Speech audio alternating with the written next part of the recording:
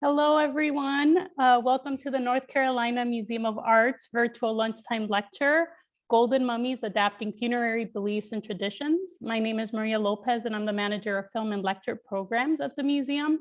Thank you so much for joining us today during your lunch hour.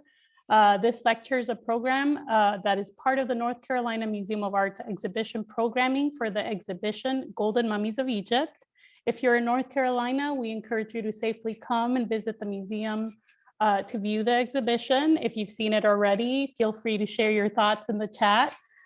We encourage you to purchase your tickets in advance for this exhibition since they do tend to sell out on the weekends. Our lecturer today will present and then we will have a short Q&A session. Please enter any questions you may have using the Q&A function or the chat box. And we're going to try something a little different for this lecture, something new. If you would like to do this, you can share your question out loud with our lecturer just by using the raise hand function, and then I will allow you to unmute yourself and ask your question out loud. So if you feel comfortable doing that, you have that option as well. If not, you can just share your questions in the chat and I will share them with our lecturer during the Q&A session. I do want to say that the lecture will be recorded and made available on the NCMA YouTube page, and we will also be sharing this recording with you in a follow-up email. Now I'd like to introduce today's lecturer and the NCMA's curator of ancient art and director of research, Caroline Rocheleau. Caroline Rocheleau obtained her PhD in Egyptology and New Biology from the University of Toronto, Canada, focusing on the art, architecture, and archaeology of ancient Egypt and Sudan. She currently serves as Director of Research and Curator of Ancient Art at the NCMA, overseeing the archaeological collections of the ancient Mediterranean and ancient Americas. As an archaeologist, Rocheleau works exclusively in Sudan, and she has excavated at Meroe, Royal City, Dangeil, and Sadenga. She is the author of Amun Temples in Nubia, a typological study of New Kingdom, Napatan and Meroitic temples, as well as ancient Egyptian art. The first catalog entirely devoted to the NCMA's Egyptian collection. Last year, she published the Bacchus Conservation Project, The Story of a Sculpture, the catalog that's associated with the restoration of the statue of Bacchus at the museum and the accompanying exhibition. She is currently working on the publication of the ancient Greek, Italian, and Roman collections. Last but not least, Caroline was instrumental in bringing Golden Mummies of Egypt to the NCMA, realizing the dreams of many visitors who had been asking her to bring a mummy exhibition to the museum ever since she started working here more than 15 years ago. Today, Dr. Rocheleau will talk about Golden Mummies, adapting funerary beliefs and traditions. Welcome, Caroline. And I'm sorry for mispronouncing some of these words. That's all right. Well, thank you for the introduction, Maria. Thank you for everyone for joining us virtually today in this series of lectures, the last one in the series of lectures associated with Golden Mummies. I hope everybody can see my screen. So in this lecture series, we found out more about sex, gold, and death. We learned about the importance of studying human remains. We also learned about colonialism and racism in Egyptology. And today I wanted to do something a little bit different, really explore what Greco-Roman Egypt is and really focus on how it is interpreted. Because if you ask people who excavated the material that we have in Golden Mummies, the exhibition, and even people still today, and even Egyptologists, what happens is that this period is often described as un-Egyptian, that it is not pharaonic. And you can see the words there in the little word cloud I created, that it is a period of decline and decay, that it's foreign rule, it's not interesting to scholars, And today's lecture, I would like to prove everybody wrong, basically, because yes, it is a neglected period because of the things I just mentioned. But I want us to look at funerary beliefs and traditions and try to see whether it is still Egyptian or whether the Greco and Roman part of this period have altered ancient Egyptian beliefs and traditions. So just to give a little bit of context into this period, the period that we are looking at today in the lecture and in the exhibition spans about 600 years of history. Slightly after Alexander the Great conquered Egypt in 332, all the way through the Roman period, pre-Christian Roman period, I should say, to until 330 of this era. If you look at the map, you also realize that Egypt becomes part of an empire that is much, much bigger than it ever was at its heyday. That if you look at Alexander's Alexander's empire that extends so far east into the Indus Valley, and if you look at the Roman Empire, Egypt becomes part of this very Mediterranean base centered kingdom with people all the way through France and England, part of the same empire that Egypt is part of. And that's a little bit mind-boggling, but it's also very fascinating. Egypt hasn't moved. Egypt is still that little northeast corner of Africa. It just becomes part of something much, much bigger that has different cultural inputs. So if we look a little bit at what's happening in Egypt from a socio-political standpoint, under the Ptolemies, who are actually ruling from Egypt after Alexander's death, his empire was divided up in three, and the Macedonian Greeks who ruled Egypt were descendants of Ptolemy, the general in Alexander's army. So the Ptolemies are actually ruling from Egypt proper, from Alexandria. And the changes that they made to the Egyptian kingdom basically made Egypt one of the wealthiest countries, empires in the Hellenistic period. Greek becomes the language of the administration. And with Alexander's conquest of Egypt, there is also an influx of Greek speaking people into Egypt. There were already Greeks in Egypt prior to that, but you have this mass immigration around the 4th and 3rd century. Now, the Greeks continue this tradition of building temples, adding parts to already existing temples. So they continue the architectural programs of the pharaohs before them. And you have some examples here on the screen. And even though Greek becomes the language of administration, hieroglyphs are still present on different types of monuments, temples, stela, for example, but you do notice that some also include Demotic, which is the language, the ancient Egyptian language at this time, and it's a script as well. And you also see Greek appearing on these monuments.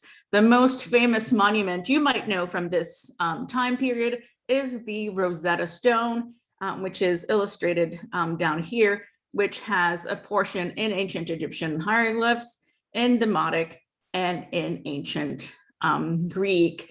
And one of the major innovations at this time is that the Greeks actually monetarize the economy. For the first time, Egypt has coins, And we see here Cleopatra VII coin with her portrait on it. And that is the famous Cleopatra that we all know, the Liz Taylor Cleopatra.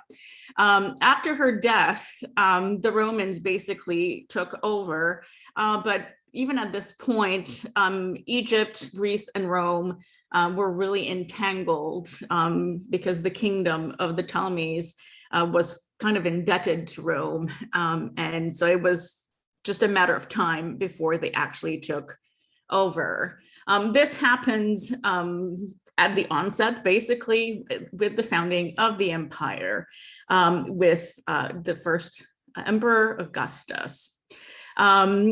And Egypt under the Romans also was a very wealthy country, and it had extreme value for the Romans because it contributed on an agricultural perspective.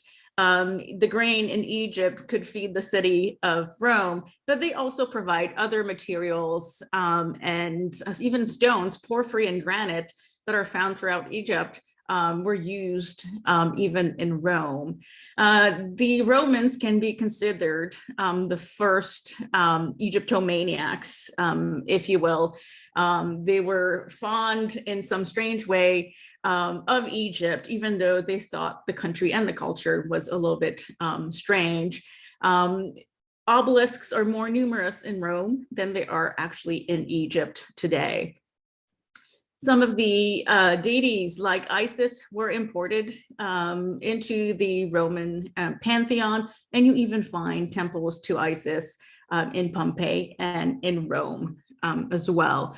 So the Romans also continue some of that architectural programming, but not quite on the same scale as the Greeks.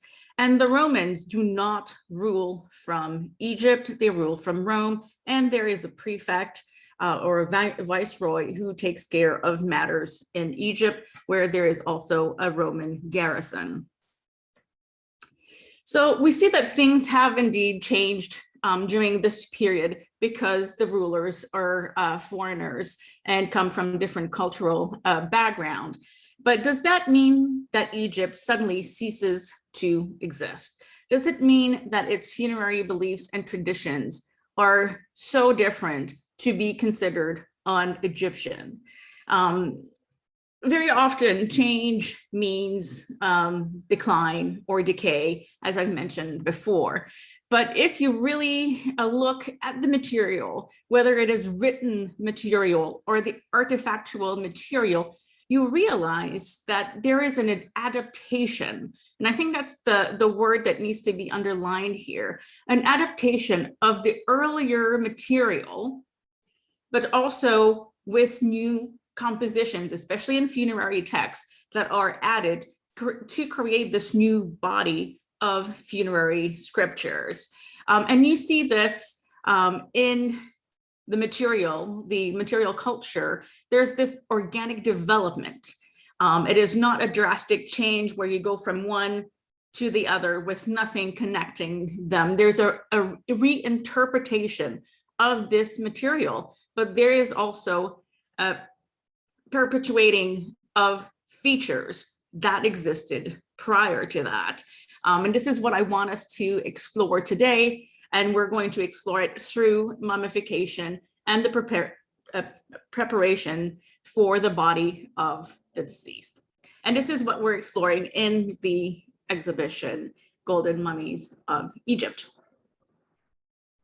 So mummification in Roman Egypt. Well, it continues, obviously, because we have mummies in the exhibition. However, the Egyptians were actually rather silent on this process, on this ritual. They don't tell us much. And when you do see something related to mummification, very often it is the god Anubis, who is the god of mummification. And he's bending over the body of the deceased, who is already prepared as a mummy. You see the scene on my screen, or on your screen, really, up here on the top right. And this is from the New Kingdom. And you have the same scene right here on the bottom left from the catacombs in Alexandria. Oddly enough, it is through the Greeks and the Romans that we learn more about Egyptian mummification. Now, here I need to point out that in the Greek and Roman world, there are other options available to these people. And to illustrate this, I have this lovely cinerary urn that's illustrated here and actually in the exhibition. The preferred method is actually incineration, although you do have inhumation, which is just burial of the body with nothing done to it. So in the Greek and Roman world, mummification does not exist. And I can tell you that a Roman would not want to be caught dead, wrapped up in bandages. On the other hand, for an Egyptian, having their bodies cremated is the complete opposite of their religious belief. So the people who are mummified are actually Egyptians. And that's very important to keep in mind. So what do the Romans and the Greeks tell us about mummification? So Herodotus is one of those there are three authors who tell us about mummification. Herodotus is one of them. And he gives us three different methods of mummification. And we'll explore these. And what is interesting to note is that Diodorus tells us about these same methods, but he also tells us about how much they would cost. And that's actually quite fascinating. If you look at the most perfect process, it is worth 6,000 drachmas, silver drachmas, and 1 drachma is worth about $46.50 in 2015 dollars from the US. That is about, if you do the math, $279,000. That is mind-boggling. That is very, very expensive.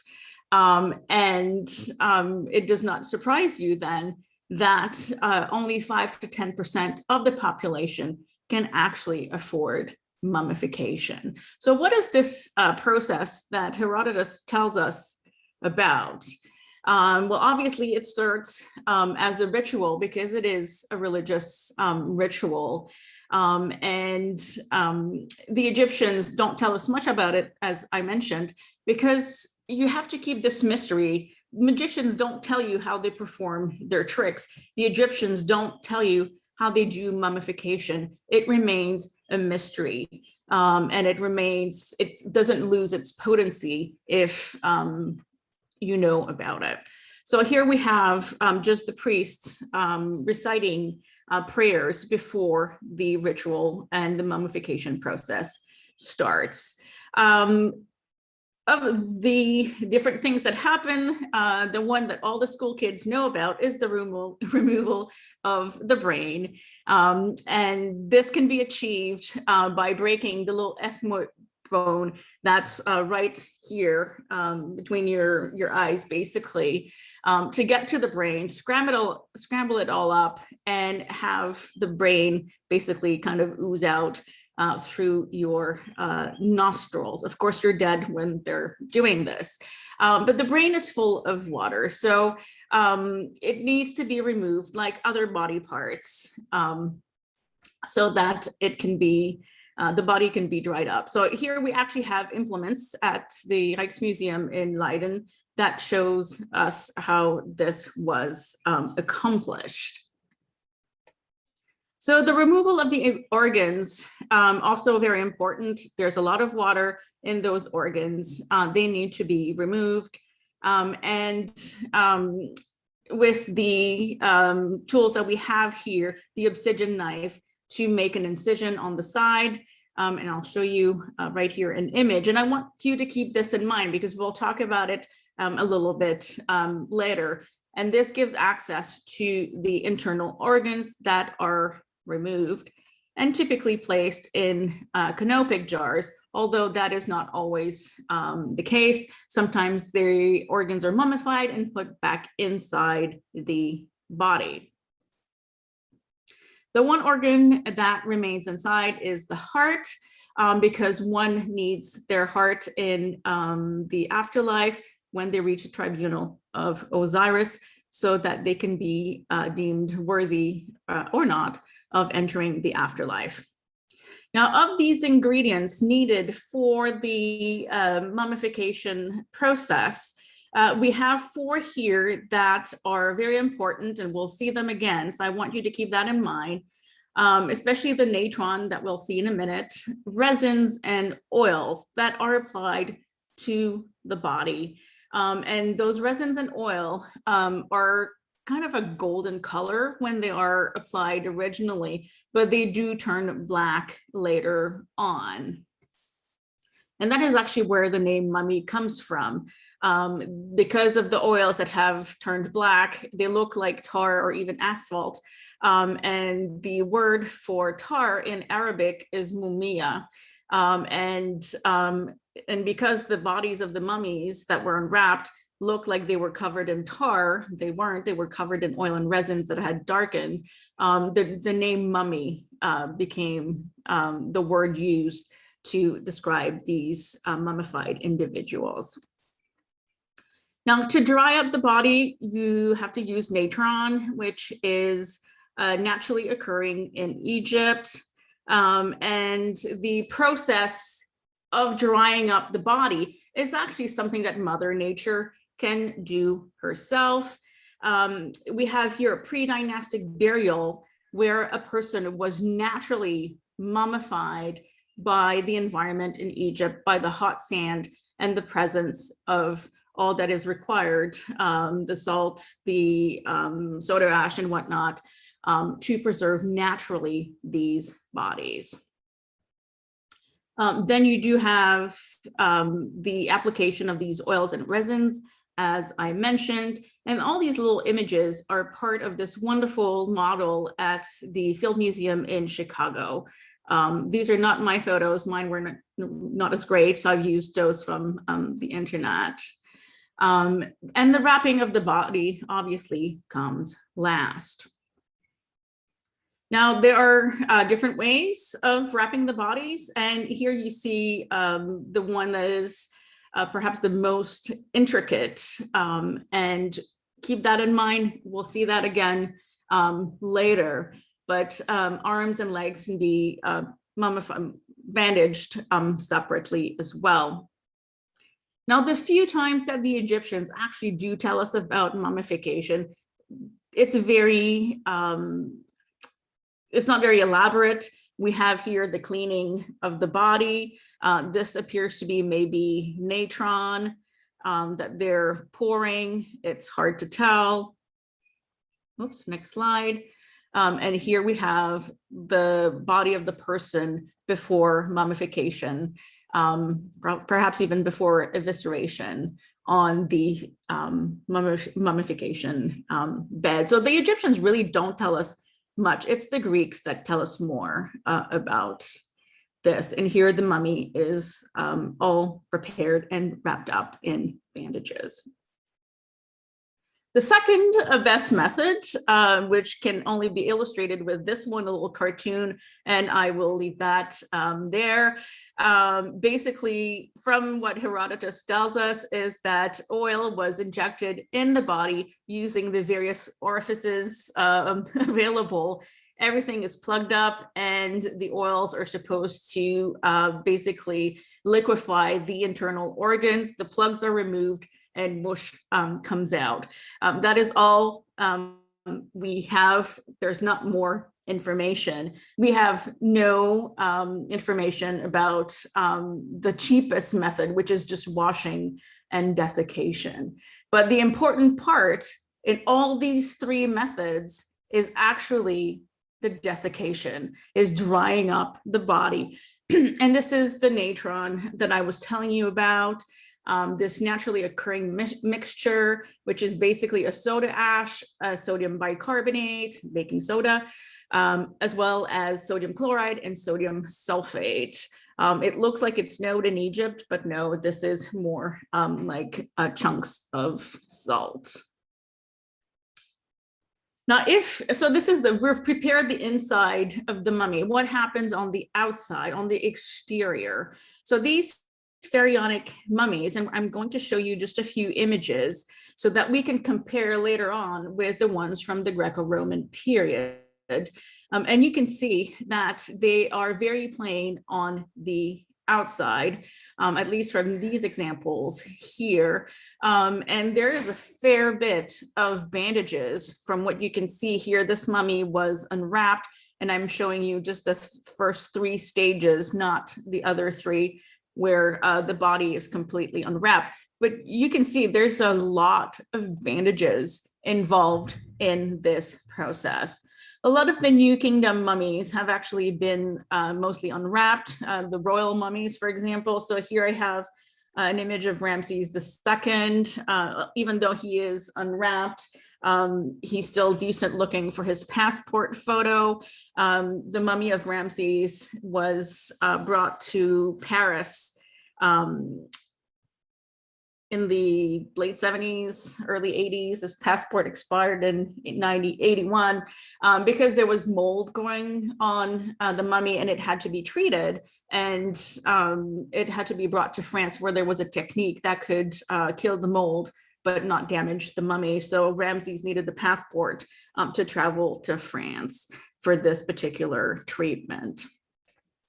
So again, very lovely pharaonic mummies, but very plain on the outside. They're really just this mask that identifies this bundle as a human mummy.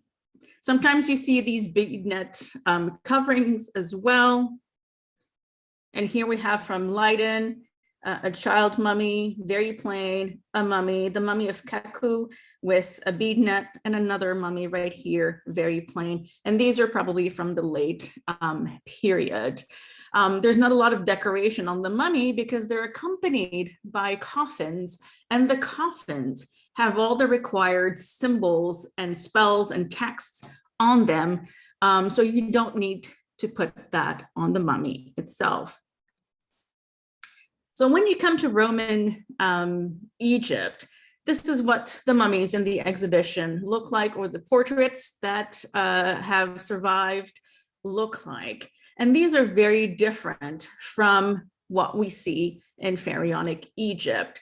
But does that mean that these mummies are un-Egyptian, that these mummies are not so different as to be un-pharaonic? So I want us to go and look at these mummies and try to see if this is an indication of decline in mummification in Roman Egypt. So if you look at the inside, because today that's the only way you have and it should be the only way we have to look inside and see what's going on. We do not unwrap mummies anymore. And you can see, for example, in this first one here, that the deceased's arms were wrapped individually, just like in the image I showed you. And you can see that cursor, there we go, because there's bandages around the fingers, the hands right there, right here. And there's also, like I mentioned, a lot of bandages. And this other example in the center, there are bandages that basically allow the head to be securely fixed inside a cartonnage cover. So it's not going to just hobble around because it's loose inside that cover. It is nice and tight, so it doesn't move and it doesn't break. So there is care involved here. Here they also have padding. I forgot to mention when we were looking at the ingredients, they mentioned padding sometimes included inside the mummy or between the legs, for example. And sometimes that's done at very specific periods, but you see it here during the period of Greco-Roman mummification. Again, you look at these CT scans of mummies and we see evisceration. So the organs have been removed. The brain has been removed through that little bone that was broken over here. There are different bits and pieces that plug in various cavities so that to give the body a bit more of a shape, because when you remove all this, you're basically skin and bones and perhaps some muscles. So sometimes there's filling to give it a more lifelike appearance. And here, the evisceration is also visible through the left flank on this CT scan. So just from these few images, we know that mummification is being practiced in the same way that it had for thousands of years prior. Now, evidently, looking at just 6 CT scans is not a sample large enough to be able to make any kind of assumptions about this. But if you put that together with all the books that have been written in the last 30 years on Roman Egypt, you can actually come up with a much better explanation that basically tells you that mummification in Roman Egypt is just as good as in Pharaonic Egypt, that the abundance of decoration on the mummy does not mean that the inside was poorly mummified. You have to look at both the inside and the outside to verify that. Of course, there have been changes over 4,000 years. If something doesn't change, then nothing never changed. So mummification did change because there was experimental stages early on. You tried a few things, didn't work so well, you try something different. And you also have variations that are local. On that list that we talked about, there was one mention of onions used in mummification, and that's only in the New Kingdom. So if you were to judge all mummies based on the fact that these have onions, but not the other ones, can one be described as better or not from the others? There are geographic and temporal locations that are characteristics of certain types of mummification. They use certain ingredients that are not available elsewhere, or for whatever reason are not being used. So there's variations. You have to keep that in mind. There's also poor workmanship. Not all mummies are created by the top priest who knows this stuff as if like basically in his sleep. There's poor workmanship everywhere, not just in Greco-Roman Egypt. There are bad mummies in the New Kingdom or the Middle Kingdom, for example. And so when you look at a sample, you have to make sure that your sample is wide enough that you're able to make informed opinions on these mummies. So you have to look at a lot of mummies and see if there are comparisons and whatnot. And the reason, just FYI, for poor workmanship, and it's pretty much the same even today for other things, is the need to lower the cost. I mean, the process, as we mentioned earlier, is very, very expensive. So families will try to have this cost lowered as much as possible. And also, the state in which the body is brought to the embalmers will affect the actual mummification process. If the body has already started to decay, even though the body is mummified, it was mummified already in a bad state of preservation. So that needs to be taken into account as well. And badly preserved mummies that we see today that were excavated, for example, by Petrie at Hawara, the mummies in the exhibition, if these mummies are mishandled in post-excavation, that can actually damage the inside of the mummies.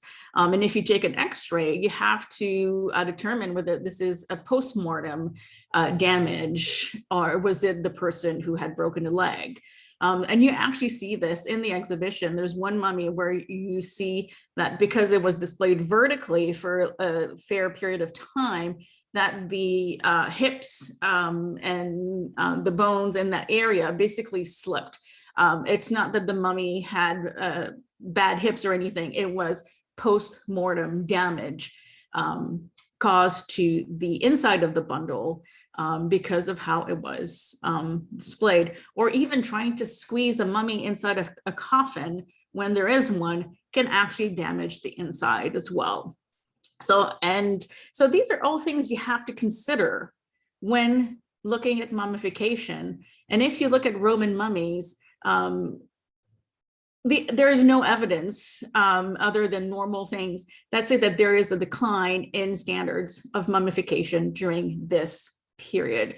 It continues to be done really well, despite the fact that the exterior are so lavishly decorated compared to what was there before. And you really have to look inside to see how well it was done, but also note post and pre-mortem damage and so on and so forth. Now, the Egyptians had 3 different words. And one of them is what we call mummy today. But the Egyptians had 3 different words that they used. Hat was the actual body that was brought to the embalmer, so the corpse. Jet was the embalmed body, so the body that had been prepared. And the sah, which is the mummified being, which is what we call mummy. And I think that the word can be confusing because to the ancient Egyptians, that word actually means glorious or luminous being. So there's more to mummification than just trying to preserve the body as intact as possible so that the person has a body in the afterlife. There is a transformation that you go from this mortal coil into, and you're transformed into this luminous being that is almost godlike. And that is very important because the Egyptians do make a difference between that and the other phases, if you will. And the word mummy doesn't come quite as close to illustrating that luminous being that has been created from this mummification process and from these rituals that basically ensure that the person is reborn into this new state of illumination, if you will. And that's very important because and I think I'm going to talk about that later, so I'll come back to that. From what we've seen so far, there is a continuation of Egyptian tradition with the Roman mummies. They have been properly mummified with the techniques that have been experimented and improved upon for 4,000 years and keep getting improved during this period as well, even though there are priests who don't do a good job. There is a tradition of this. So if you look at this mummy, and if you were to walk into the Golden Mummies exhibition, and you don't even need to read the label for this one, when you see this diamond-shaped pattern, you know immediately that this is a Roman period mummy because of those diamond-shaped patterns with the bandages. Now, could this be inspired by these little diamonds created by the bead nets that you see on late period mummies? I'm just putting that out there. If you look at the motifs painted on the shrouds, on the cartonnage plaque, the cartonnage is like a paper mache sort of the ancient version of paper mache. It's plaster and linen or plaster and papyrus that are decorated. And the motifs that you see there are typically pharaonic. Those are Egyptian motifs. You do not see this in the Roman Empire or in the Hellenistic world. These are typically Egyptian. So let's go through some of these. The wasakh color, which is there for protection, this broad color. The beads usually represent floral elements, which have associations with life and rebirth. So you see this on coffins before this period. You see this on mummies before this period, and you see this motif again in the Greek and Roman periods as well. It is still there, and this is a typically pharaonic motif. The winged deity, same thing, whether it is the goddess Nut, whether it is the goddess Isis, wings symbolize protection in ancient Egypt. And on these coffins and mummy trappings, you see that winged deity, even here in the Greco-Roman period. You will see the god Thoth, less frequently displayed on some earlier ones, but Thoth is the god of wisdom. He knows basically the past, the present, and the future, and he is often depicted there on the coffins because he is also the one who records what happens when the person goes to the tribunal of Osiris. Were they a good person? Are they continuing on? Or were they a bad person and then they're dead? So you see this as well on these trappings. And here we have something we've never seen before on Egyptian mummies or coffins, and it is this little gold wreath. This comes definitely from the Greco-Roman world. You see this being offered at Olympic Games, for example. You don't win gold medal, you win a wreath of laurel, for example. So what does that mean here in this instance? Well, this is associated with victory over death. So it is a symbol that comes from the other cultures that are now present in Egypt, and it is being adapted to the Egyptian. So it is very important variations, and there's also social stratification. So when you look at these various coffins, mummy covers, mummy masks, mummy shrouds, everything that the mummies goes into and what goes onto the mummy might mean that a person comes from a very specific area because that's all that is available in that region. If you have gold on it, clearly the person is a little bit more wealthy than the person who does not have gold on it, on its mask or its other mummy trappings. But the Fayum area, where the mummies from Hawara come from, and the mummies that you see in the exhibition, you have everything available in this area. And that is why you see a wide variety in the exhibition. But if you went to some other parts of Egypt, you would have only masks like these, or perhaps like these ones. So the Fayum area is very rich in offering options for self-representation for the body of this mummified bundle. Now, when Petrie excavated this material, clearly he was not impressed with all that gold that was coming out. He thought it was rather gaudy, this ostentatious display of wealth. Petrie had issues with these mummies. He thought they were so unpharaonic. And that's some of the things we mentioned earlier on why people of this interpret this period as being un-Egyptian. It is because it does not follow the patterns of what was there before. Now, we have to provide a little bit of context right here. All these gold treasures that were found in tombs had not been found yet. When Petrie discovered the material in 88, 89, and then 1910, 1911, none of the stuff on the screen here had been discovered.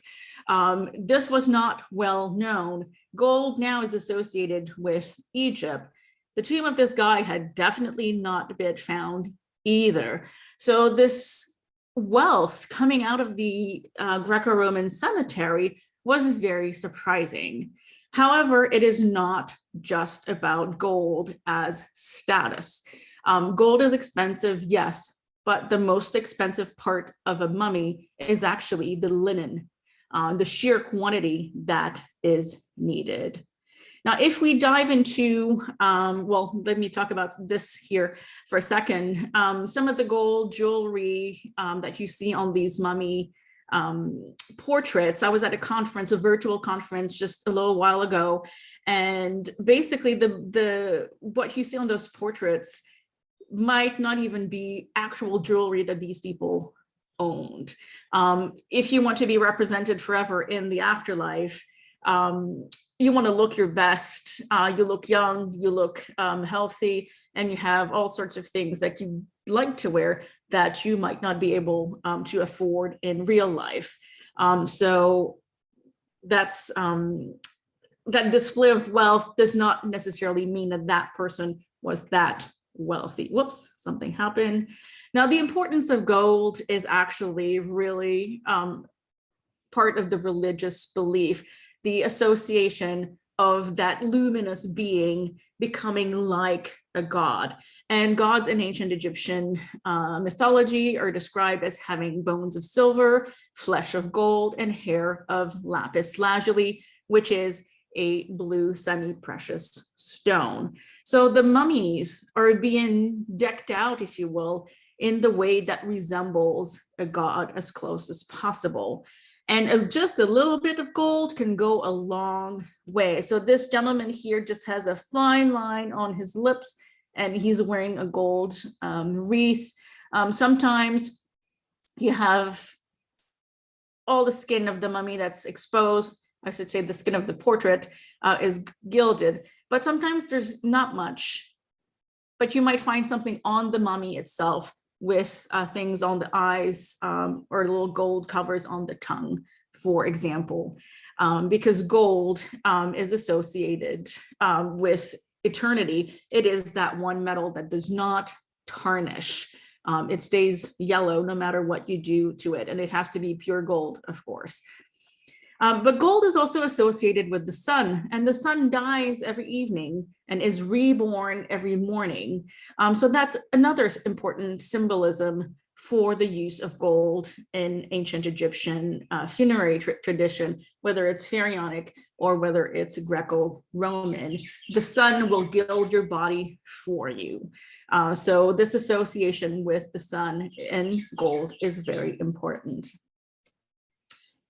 So much so that even the statues of the gods inside the temple were brought to the roof to be recharged, basically. So they're absorbing vitamin D.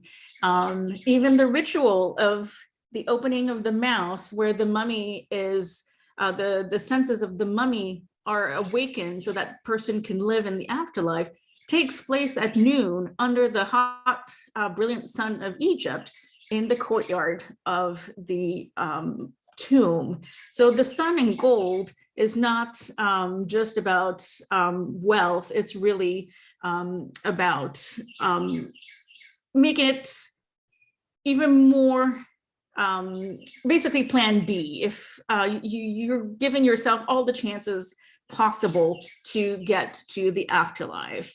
And the last thing I want to mention here is, because we don't really talk a lot about the funerary texts in the exhibition, and there are changes that happen there, I think for the better, and it's that we have gender identification that becomes more important.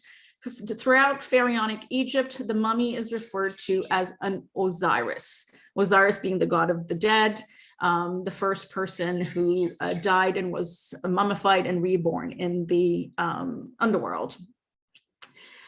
So everybody was referred to as an Osiris, whether the person was a man or a woman. In the Greco-Roman period, women tend to be referred to as Hathors instead. Hathor is a goddess of many things, including music and sex and the West. The West is the place where things die. The West is where the necropolis is. So in this period, you have this change in funerary text.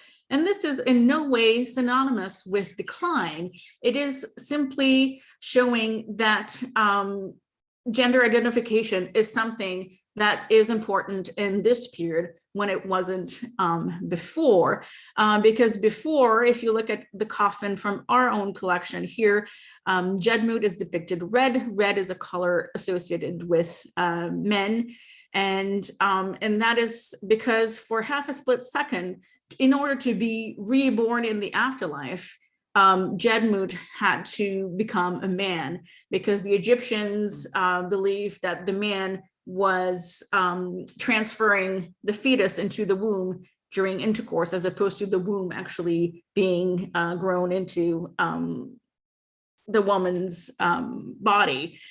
It was everything happened on the male side of things. So that is why Jedmut had to become a man for half a split second to be able to be reborn in the afterlife.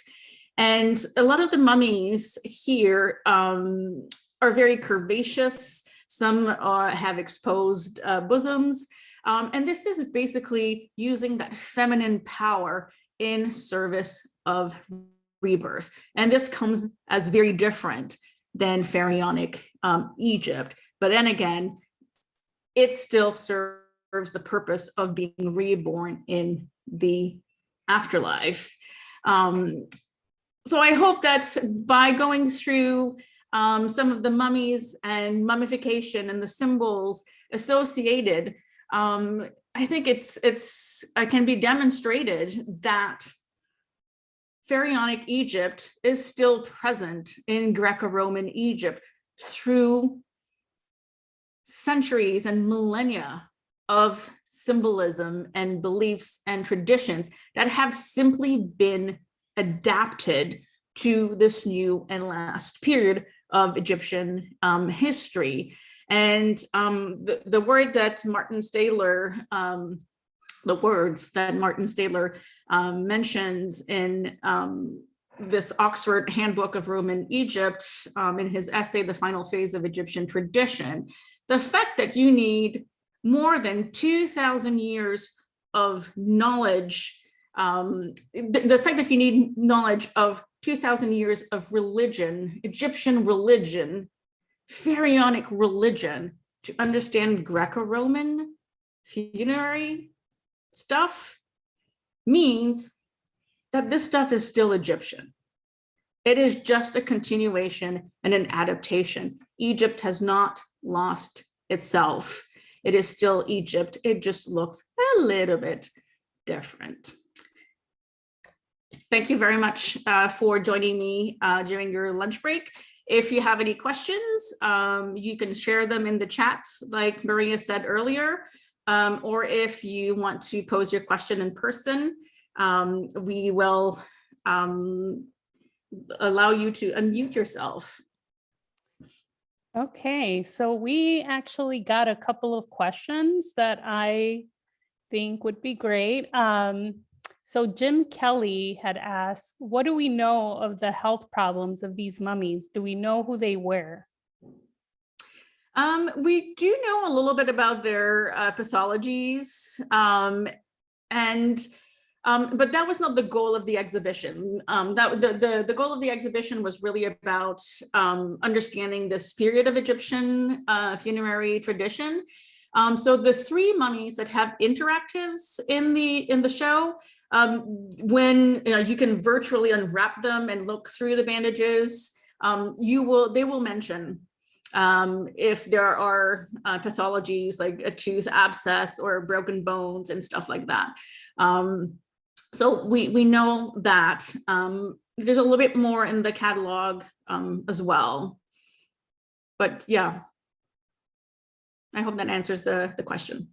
Okay, and we also, I saw a lot of conversation in the chat about the passport and people debating if it was real or not. Do you want to comment? It is on real. that? Yes, because so when the mummy was sent to France, royal mummies are not allowed to leave Egypt, and in order to do that, they had to treat Ramses as like the body of a dead king, and he needed a passport. Go figure. So they created a passport for him, and when he got to France, when he got to Paris, because it was a king, they had the red carpet. It was like a royal visit. So yes, that this is not fake news. This is real. Okay, thank you, Caroline, for settling that debate. Stephanie asks, it seems like there must have been an entire industry around burials and maybe even more extensive than there is today. Do we know how much of the Egyptian economy revolved around the mummification burial process? I don't have a percentage, but it is a major aspect of religious life. And I mean, the fact that they're building pyramids, enormous pyramids for the dead king, this belief in the afterlife really stems from life in Egypt. Like very often we say that the Egyptians are obsessed with death. They're actually obsessed with life. Life in Egypt is pretty good. And weather's nice. And the Egyptians want to live that life forever. Just by comparison, in the Greek and Roman world, if you read the Odyssey, there's a part where Homer describes what happens in Hades, and basically the souls, the shades, are just sort of these kind of ghost-like figures moping around in Hades. There's nothing happening. It is a very sad place, while the Egyptian afterlife is a very lively space. Nobody's sick. You can do whatever you want to. You don't have to work because your little shopties will do your work for you. And even the shopties work one day a year. So the Egyptian afterlife is very positive. And the fact that that's what we know most about Egypt is how they prepare their dead. I would say that that is a significant portion of their economy. Great, thank you. And I think we have time for maybe 2 or 3 more questions. We'll do 3 more questions. So Ellen Blair is asking, are there any descendants of the ancient Egyptians alive today? If so, have they objected to the pillaging of their ancestors' remains? I'm sure that there are people who are descendants from the pharaohs. I don't know if people are able to identify them, but in Egypt, I don't know if you saw the mummy parade a little while back. The Egyptians are very proud of their heritage, and then that parade actually showed that, and they will continue to excavate and explore because they want to know more about their past. And I think that if they continue to do that and they allow foreign missions to go and excavate, we will know more and more. But they're the ones ultimately deciding if excavations continue. And if they display mummies in museum, other people will continue to do that because the Egyptians are doing it. Great. Philippa says she was fascinated by the paintings on the bottom of the feet of the coffins. One had enemies that had been vanquished. Was that typical of Egyptian mummies as well? You see this motif actually on other places as well. For example, on footstools.